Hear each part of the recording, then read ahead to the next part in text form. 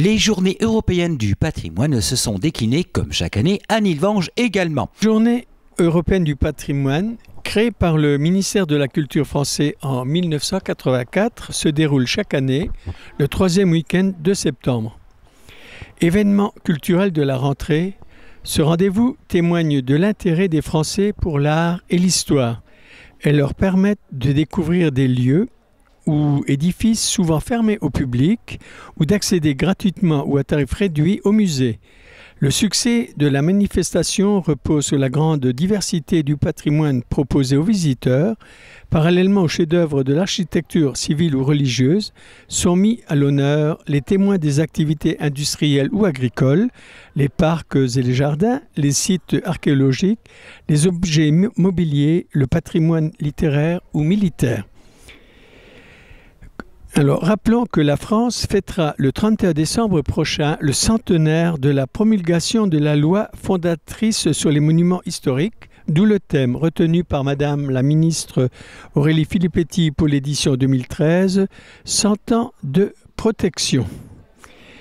La ville de Nilvange amène depuis longtemps sa pierre à l'édifice de cette belle initiative en montrant les facettes inattendues de ses constructions. Si les visites guidées du château, bâtiment inscrit aux monuments historiques, sont devenus incontournables, il n'est pas rare que la municipalité et ses partenaires proposent des expositions ou autres visites tels les lieux de culte. Le temple protestant est d'ailleurs lui aussi inscrit aux monuments historiques et les organisateurs ont donc innové cette année.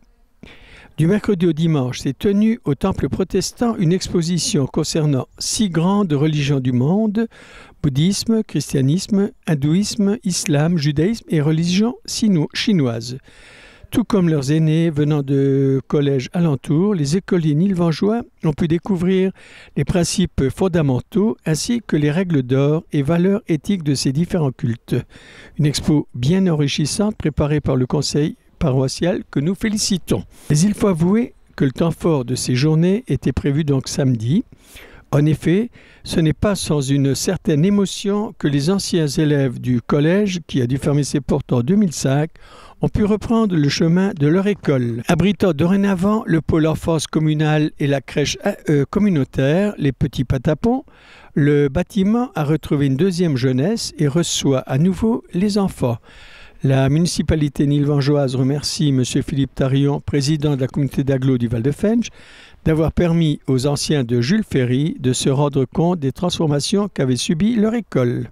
Alors le dimanche, c'était retour au château. Une fois encore, ces visiteurs se sont émerveillés devant le travail des bénévoles œuvrant depuis 2007 à sa décoration. Des petits groupes ont été constitués autour de conseillers municipaux, guides d'un jour.